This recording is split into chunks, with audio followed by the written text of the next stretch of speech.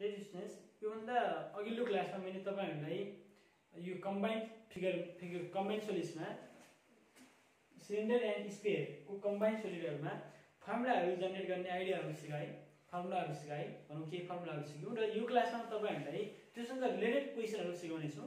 अब एक्जाममा कस्तो खालको क्वेशन आउँछ, कसरी हामीले सोल्भ गर्ने, volume, total surface area, curve surface area दिएको सोलिडहरुको कसरी फाइन्ड आउट गर्ने भन्ने कुरा यसमा हेर्छौं।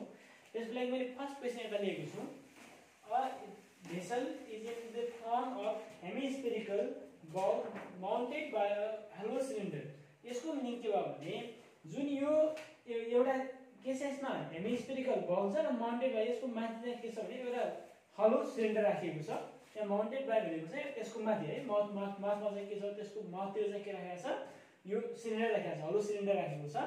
The diameter of the sphere is 14 cm. यो स्फियरको डायमिटर 14 cm छ भनेको भन्नुको मिनिङ के भयो भने यो सिलिन्डरको पनि डायमिटर 14 cm छ, किनकि यो जुन यो स्फियर छ, hemisphere is mounted by cylinder, so diameter of both the solids is equal 14 cm होला, दोनको इक्वल होला 14 cm, and the total height of the vessel is 13 cm. यसको हाइट टोटल हाइट 13 cm छ। यदि यो कन्डिसनमा हामीले के गर्नुपर्ने छ, find it's capacity in millimetre. यसको भोल्युम क्यापेसिटी भनेको volume, capacity of object means it's volume in millimetre हामीले फाइन्ड आउट गर्नुपर्ने छ मिलिमिटरमा। ठीक छ नि। यसको सोलुसनको लागि है सोलुसन पहिला हेरौं। Here height of cylinder find out गर्नु पर्यो। Height of cylinder is equals to height of cylinder find out गर्नुको लागि जति यसको रेडियस होला नि, यसको रेडियस यो रेडियसलाई यहाँदेखि यहाँसम्म यसको जुन हाइट हुन्छ, स्फियरको हेमिस्फियरको हाइट भनेको is equals to its radius, यसको रेडियस सँग इक्वल भएकोले 14 यसको डायमिटर सँग रेडियस कति भयो, यहाँ radius of cylinder equals to के होला, radius of cylinder equals to के होला, radius of hemisphere equals to के होला, डायमिटरको हाफ d/2 भनेको 14/2 भनेको 7 होला, 7। So height of cylinder equals to 7 centimetre भयो, 13 centimetre minus 7 centimetre equals to कति भयो, 6 centimetre. Height of cylinder equals to 6 centimetre भयो, radius of cylinder equals to कति भयो, 7 centimetre. Radius of cylinder equals to radius of hemisphere equals to कति भयो हाम्रो 7 centimetre. अब भोल्युम फाइन्ड आउट गर्नु पर्यो। यसमा चाहिँ हामीले फाइन्ड आउट गर्नुपर्ने भनेको भोल्युम है। भोल्युम फाइन्ड आउट गर्न हामीले टोटल क्यापेसिटी भनेको भोल्युम भयो है। So now capacity, total capacity भनेको के भयो, volume equals to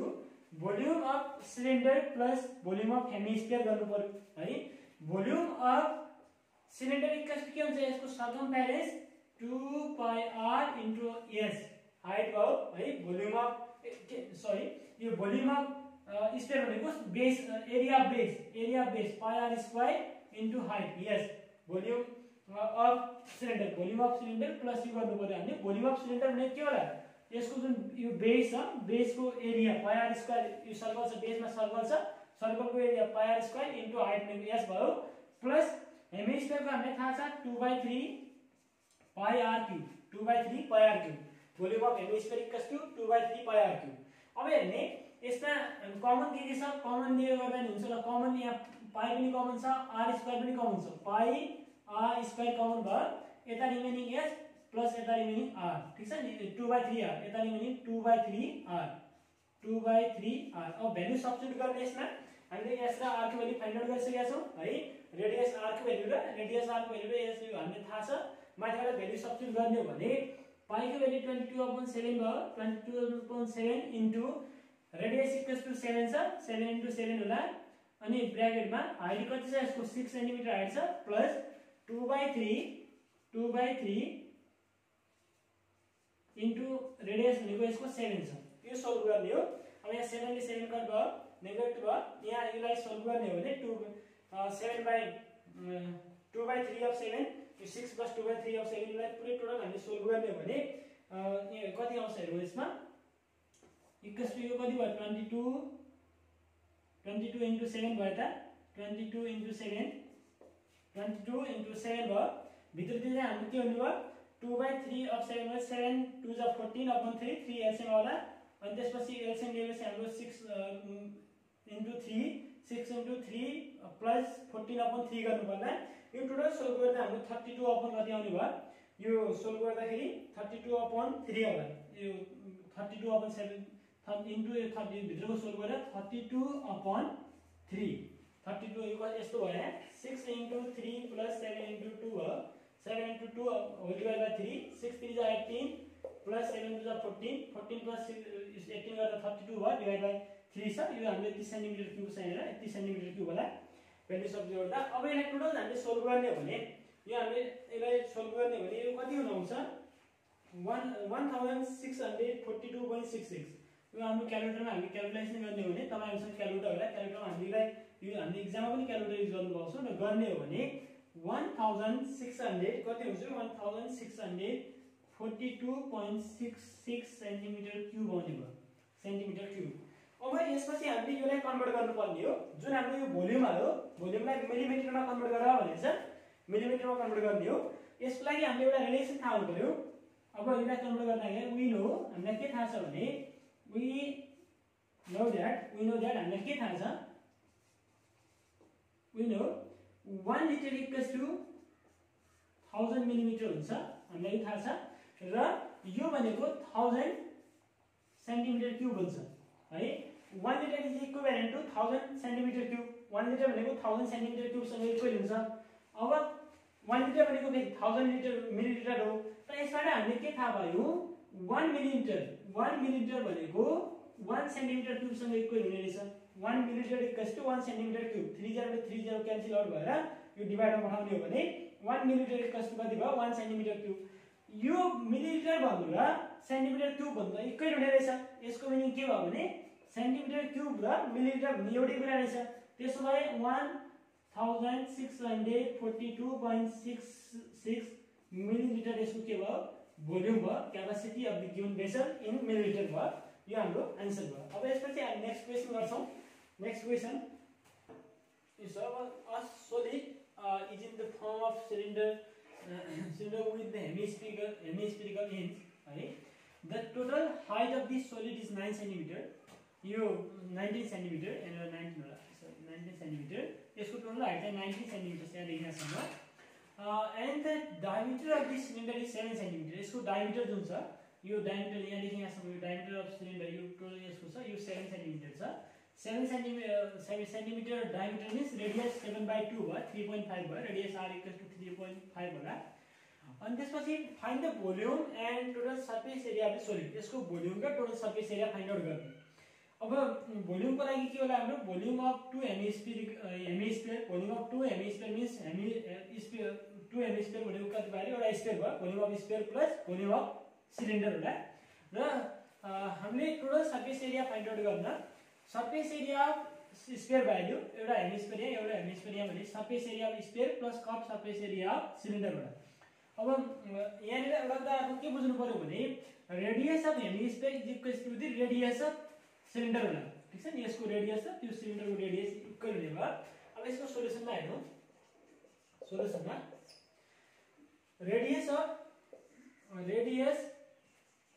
of cylinder equals to radius of के होला हेमिस्फियर होला हेमिस्फियर equals to diameter 7 छ भने 7/2 भ्यालु है यानी कि 3.5 सेन्टिमिटर 7/2 भन्दा भयो 3.5 सेन्टिमिटर भ्यालु अनि त्यसपछि हाइट अफ हामीले चाहिने हाइट अफ यहाँ सिलिन्डरको हाइट चाहिन्छ height of cylinder find out गर्न हामी के गर्नु पर्यो टोटल हाइट जुन टोटल हाइट छ टोटल हाइट भनेको 19 सेन्टिमिटर माइनस यो यसको जुन यो यहाँ देखि यो सिलिन्डरको यो हेमिस्फियरको रेडियस कति छ 3.5 र यो हेमिस्फियरको रेडियस त्यो पनि कति छ 3.5 भने कति भयो हाम्रो यो 3.5 प्लस 3.5 7 होला 19 माइनस 7 भनेको 12 भयो 12 सेन्टिमिटर हाम्रो के भयो हाइट अफ यो टोटल हाइट अफ के भयो total height of given hemisphere भयो height of hemisphere equals to हाम्रो हो height of cylinder equals to 12 centimetre यहाँदेखि यहाँसम्मको हाइट अफ सिलिन्डर भनेपछि यहाँदेखि यहाँसम्मको यो height 12 centimetre radius of cylinder equals to 3.5 centimetre radius of hemisphere equals to 3.5 centimetre अब हामीले फाइन्ड आउट गर्ने भनेको छ volume and total surface area अब volume of solid equals to volume of given solid volume of solid given solid equals to volume equals to के भयो त volume of 2 hemisphere volume of 2 hemisphere भनेपछि sphere value volume of sphere हुँदा नि value volume of 2 hemisphere plus volume of cylinder volume of 2 hemisphere plus volume of cylinder volume of 2 hemisphere एउटा hemisphere यता भनेको दुईटा हेमिस्फियर हामी देखिरहेको छौँ स्फियर भ्याल्यु त्यसको लागि हामीले 2 इन्टु हेमिस्फियरको भोल्युम फाइन्ड आउट गर्नु 2/3 पाई r cube 2/3 pie r cube plus volume of cylinder base pie r square यसको बेस हुन्छ सर्कल हुन्छ इन्टु यस हाइट हामीले यो फर्मुला युज गर्ने यसमा भ्याल्युहरु सब्स्टिट्युट गर्ने यसमा सबै भ्याल्यु सब्स्टिट्युट गर्दा यसमा हेर्नु त कमन के छ कमन यहाँ पाई r यता यहाँ पनि पाई r स्क्वायर छ यहाँ पनि पाई r स्क्वायर छ दुईटा पाई r स्क्वायर कमन होला पाई r स्क्वायर कमन आएपछि यहाँ 4/4 2 to the 4/3 r प्लस यहाँ के रिमेनिङ s यो हाम्रो रिमेनिङ टर्म भयो यो हाम्रो फर्मुला भयो यसमा भ्याल्यु माथिबाट s को भ्याल्यु हाइट अफ सिलिन्डर भनेको s यता छ है s 12 रेडियस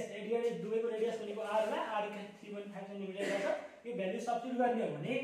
पाई 22/7 पाई 22/7 अब r हेर्नु त रेडियस कति छ यहाँ 7/2 सेन्टिमिटर 7/2 3.5 और 7/2 यो 7/2 स्क्वायर भनेको 7/2 इन्टु 7/2 भयो 4/3 r भनेको फेरि 7/2 और प्लस यहाँ के छ s भनेको कति छ हाम्रो 12 सेन्टिमिटर s भनेको 12 सेन्टिमिटर यो सबै भ्यालुलाई हामीले क्याल्कुलेसन गर्ने हो भने सबै भ्यालुलाई हामीले क्याल्कुलेट गर्ने हो भने हाम्रो यो हुन आउँछ क्याल्कुलेटरमा यो हामीले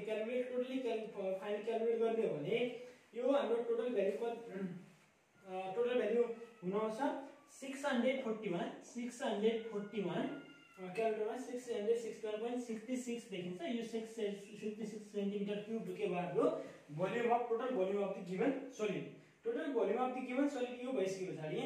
अब हामीले फाइन्ड आउट गर्नुपर्ने नेक्स्ट टर्म भनेको यसको कर्व टोटल सर्फेस एरिया अब यस्तो फिगरमा मैले तपाईहरुलाई भने कि कर्व सर्फेस एरिया र टोटल सर्फेस एरिया एउटै हुन्छ यसमा कर्व सर्फेस एरिया भने पनि त्यही होला किनकि यसमा पुरै कर्व सर्फेस मात्र छ र टोटल सर्फेस एरिया भने पनि त्यही होला अब यसपछि यसको यहाँ अब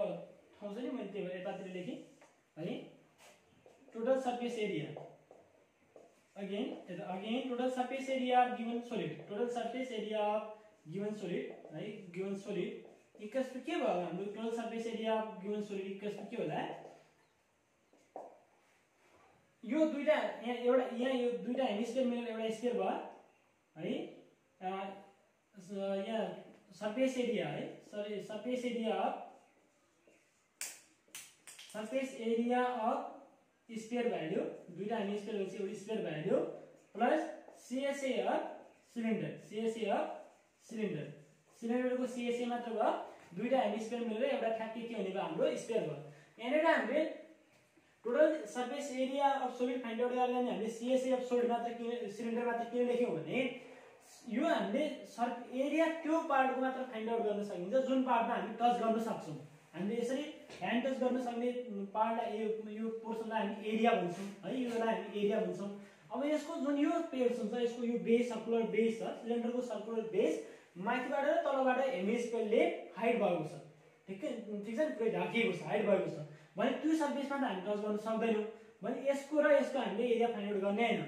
यो एरिया फाइन्ड आउट गर्दै सर्फेस एरिया अफ स्फियर यो एउटा हेमिस्फियर यता छ एउटा हेमिस्फियर यता छ 2 hemisphere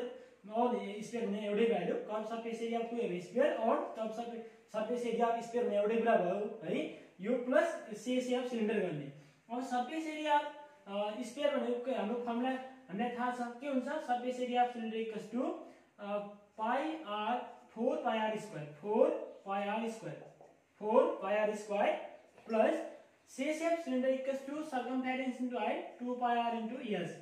pi r square 4 pi r square plus 2 pi r into s. यसबाट हामीले 2 कमन छ, पाई पनि कमन छ, आर पनि कमन छ, यहाँ रिमेनिङ 2 अनि एउटा आर रिमेनिङ प्लस एउटा एस। अब यो फर्मुलामा हामीले भ्यालु राख्न सब्स्टिट्युट गर्ने हो भने इक्वल्स टु 2 इन्टु 22/7 भयो, आर भनेको 7/2 छ अनि 2 इन्टु 7/2 प्लस एस भनेको हामीले 12 आउँछ है। यो पुरै 80 सेन्टिमिटर स्क्वायर होला। यसलाई क्याल्कुलेट गर्दाखेरि हाम्रो जुन आउँछ त्यो भनेको हाम्रो के होला, यो 7 ले 7 कट भयो त 2 ले 2 कट भयो, यो 2 ले 2 कट होला। अब यहाँ माथि 12 प्लस 7 यता 19 भयो, 19 इन्टु 22 गर्दाखेरि 19 इन्टु 22 यहाँ कति भयो त 9 इक्वल्स टु 19 इन्टु यता 19 छ 20 बाइ 22 रिमेनिङ छ है। 22 इन्टु 19 22 इन्टु 19 गर्दा जुन आउँछ 33 सेन्टिमिटर स्क्वायर के भयो हाम्रो total surface area of the given solid. यो क्याल्कुलेट हामीले गर्ने हो भने यो आउँछ हाम्रो 418 सेन्टिमिटर स्क्वायर। यो हुन आउँछ 418 सेन्टिमिटर स्क्वायर। सेन्टिमिटर स्क्वायर के भयो हाम्रो यो गिवन सोलिडको टोटल सर्फेस एरिया। अब यसरी हामीले यो क्वेशनलाई सोल्भ गर्ने हो। यसको हामीले सीएसए भनेको यति मात्र फाइन्ड आउट गर्नु पर्थ्यो, यही फर्मुला हुन्थ्यो। यो हाम्रो के भयो यतातिर भोल्युम र यो टोटल सर्फेस एरिया भयो। यसपछि हामी नेक्स्ट क्लासमा यसमा रिमेनिङ बाँकी क्वेशनहरु गर्ने छौं। नेक्स्ट क्लासमा हाम्रो क्लासमा हामी यसमा यही च्याप्टरमा केही क्वेशनहरु अझ सिक्नुपर्ने बाँकी छ र यो क्लासको लागि यति।